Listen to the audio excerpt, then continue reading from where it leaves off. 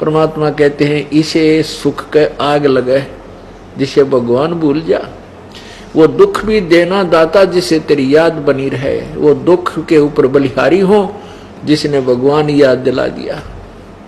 फिर परमात्मा क्या कहते हैं, भाई मानुष जन्म पाके नहीं रटे हरि नाम, जैसे कुआ जल बिना फिर बनवाया क्या काम है। जैसे कुआ बना रखा है, उसकी बढ़िया कंस्ट्रक्शन भी कर रखी है, ऊपर भी उसका छतरी सी बना करके और बढ़िया उसकी सारी चित्रकारी भी कर रखी है, और उसमें जल है नहीं।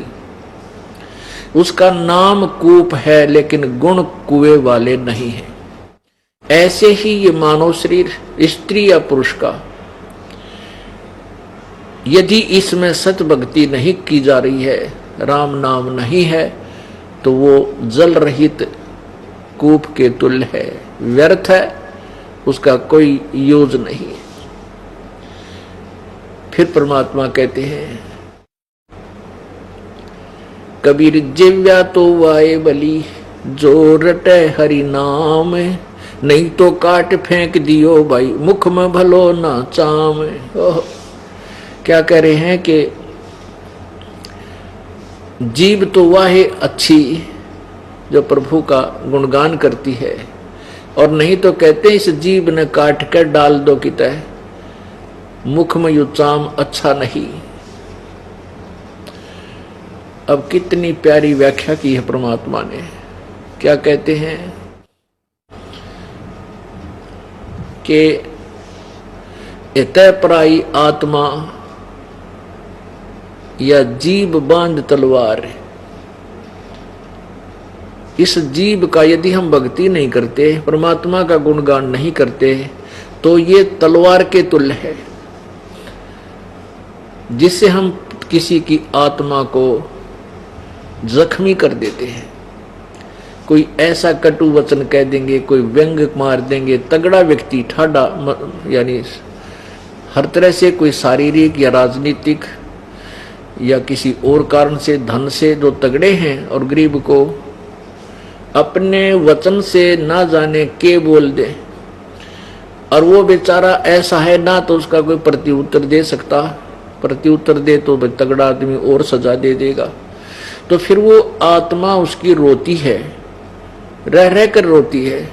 तो उसने उस प्यारी आत्मा की आत्मा को उस तगड़े व्यक्ति ने जख्मी कर दिया अपनी जीव रूपी तलवार से, या किसी की झूठी गवाही दे देगा, या किसी के बारे में झूठ कपट बोलेगा इस जीव ते, जो केवल पाप ही एकत्रित करेगा। इसलिए परमात्मा एक उदाहरण देते हैं कि इसका अच्छा तो जीव ना हो, ताकि पाप तो ना हो, या तो इसका सदुपयोग है भगवान की भक्ति ही करो, और नहीं तो इस जीव का कोई यूज नहीं। कबीर जिव्या तो वाए बली, जो रटे हरि नाम, नहीं तो काट के फेंक दियो यो मुख में भलो ना चाम। अब ये समझ लेना कि परमात्मा ने प्रत्येक अंग मनुष्य शरीर का किस लिए बनाया है, और हम उसका सदुपयोग नहीं कर रहे हैं, दुरुपयोग करते हैं, तो वो हम पाप इकट्ठा कर रहे हैं। परमात्मा का कहने का तात्पर्य है कि परमात्मा मनुष्य जीवन दिया है आपको, आपको जिह्वा दी है, आप बोल सकते हो, अपनी भाषा, अपना दुख, अपनी प्रार्थना दूसरे को कर सकते हो। आपका कोई पेट में दर्द हो गया, किसी को बता सकते हो मुझे पीड़ा हो रही है, उसका इलाज किया जा सकता है। भूख लगी है बोल कर बता सकते हो, प्यास लगी है बोल कर बता सकते हो, उसका समाधान हो जाता है।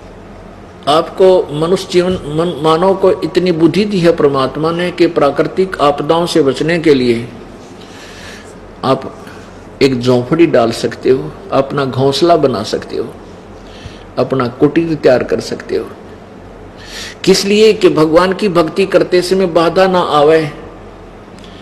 गर्मी सर्दी हमें दुखी करती है, उसके लिए भी वैसे तो आधुनिक बहुत डिस्कवरी होगी है, बहुत अच्छे साधन बन गए, कूलर है, एसी है, पंखे हैं, तो इनका सदुपयोग करो।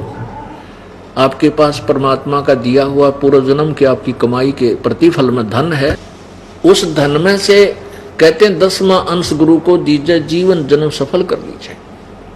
शेष आपके पास है, उससे अपना एक मकान बनावे, जिसा भी ब्योंत है, चाहे झोंपड़ी डाल ले। 1 करोड़ रुपए की लागत से बना हुआ महल और एक 20,000 की झोंपड़ी, दोनों एक जैसा काम करेंगे।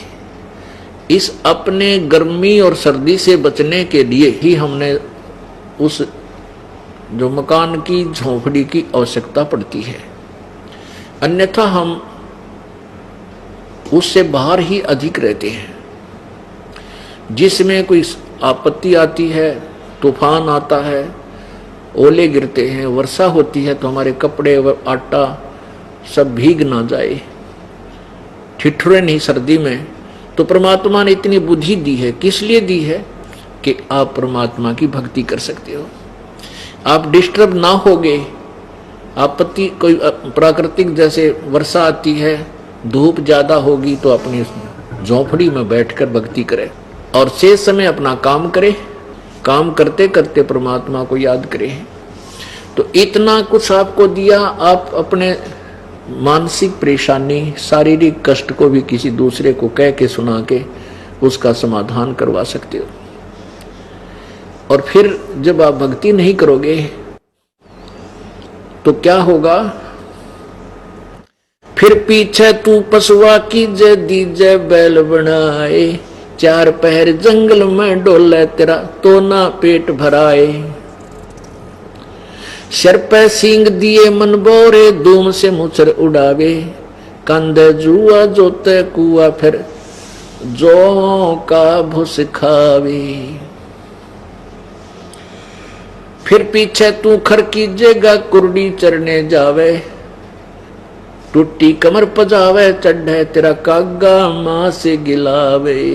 ओह पुण्यात्माओं, हम बच्चे हैं, आप बच्चे हो अभी, और बच्चे को पता नहीं कि तू क्या क्रिया कर रहा है, ये तेरे लिए कितनी भयंकर होगी। जब आप बुद्धिमान हो जाओगे, समझदार हो जाओगे, वैसे तो बुद्धिमान आप हो ही, क्योंकि भगवान ने मनुष्य जीवन दिया है, मनुष्य वाली बुद्धि तो आप में है। लेकिन अब आपको मनुष्य से देव बनाना है, उच्च आत्मा बनाना है। वो कैसे बनोगे? आप बुराइयों से डरोगे, परमात्मा याद आएगा। आप किसी का धन नहीं हट सकते, क्योंकि उसका प्रतिफल आपको भोगना पड़ेगा 100%।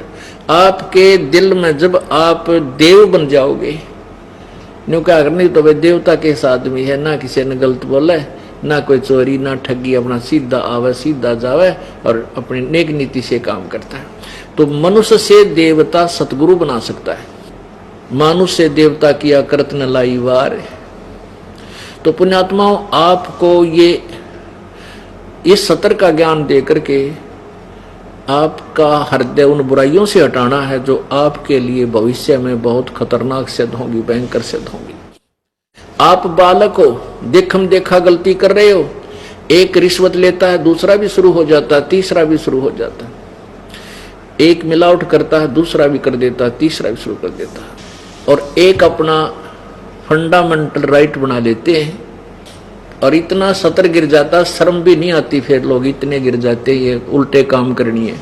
एक चुटकुला बताओ था, एक भगत कहने लगा कि दूधिया दूध बेचता है, उसने एक माई के यहाँ दूध डाला, 1 लीटर दूध लिया उस बेचारी ने, और उसमें एक मेंढकी आ गई छोटी सी, वो छोटी नवजात सी हुआ कर, बिल्कुल माखी तो थोड़ी सी बड़ी, वो डालकर चला गया।